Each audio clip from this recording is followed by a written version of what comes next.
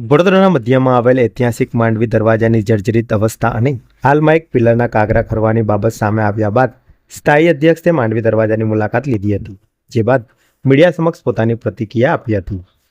તેઓએ જણાવ્યું હતું કે વર્ષો જૂની આ ઐતિહાસિક ઇમારત છે. કાળક્રમે ઇમારત જર્જરિત થઈ છે અને એક પિલરનો ભાગ પણ ખરાબ થયો હોય તેવું ધ્યાનમાં આવ્યું છે, જેથી આજે સ્થળ મુલાકાત લેવામાં આવી હતી અને જરૂરી આર્કિટેક્ટને કામગીરી સોંપવામાં આવી છે. સ્ટ્રક્ચર સ્ટેબિલિટી રિપોર્ટ પણ તૈયાર કરવામાં આવ્યો છે. રિપોર્ટના આધારે આગામી 1 કે 2 અઠવાડિયામાં ટેન્ડરિંગની પ્રક્રિયા કરી આગામી 1 થી 1.5 મહિનામાં કામગીરી શરૂ થાય અને વર્ષો સુધી આ ઇમારતની જાળવણી થાય તે દિશામાં પગલાં ભરવામાં આવશે. 1511 થી 1526માં સુલતાન મુઝફ્ફર દ્વારા માંડવી ગેટ બનાવવામાં આવ્યો હતો. ત્યારબાદ 1736 અને 1856માં એમાં રિનોવેશન પણ કરવામાં આવ્યું હતું.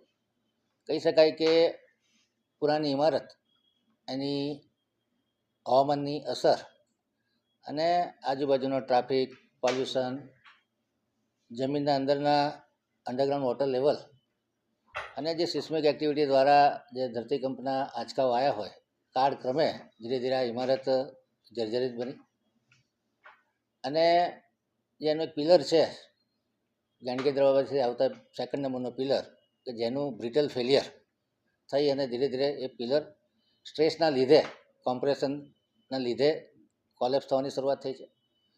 આના પ્રાથમિક દ્રષ્ટિના જે સ્ટ્રક્ચર સ્ટેબિલિટી રિપોર્ટ છે એ કાઢ્યા બાદ અને રિપેર કરવાની જરૂરિયાત જણાય છે.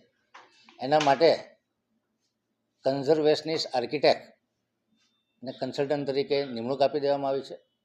આ આર્કિટેક્ટ દ્વારા ડિટેલ પ્રોજેક્ટ રિપોર્ટ તૈયાર કરી અને ટેન્ડર્સના ટર્મ્સ કન્ડિશન સાથેનું ટેન્ડર વડોદરા કોર્પોરેશનને આપી દેવામાં આવ્યું છે.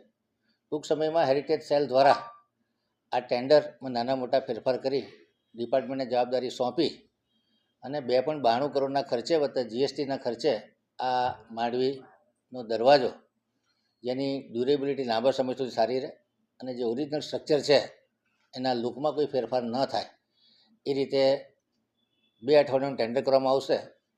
લગભગ રવિવારે કે ગુરુવારે આ ટેન્ડર એન્ડ પ્રોક્યોર વેબસાઇટ ઉપર અપલોડ થઈ જશે અને ત્યારબાદ આ ટેન્ડર ખોલી અને L1 કોન્ટ્રાક્ટરને આ કામગીરી આપવામાં આવશે.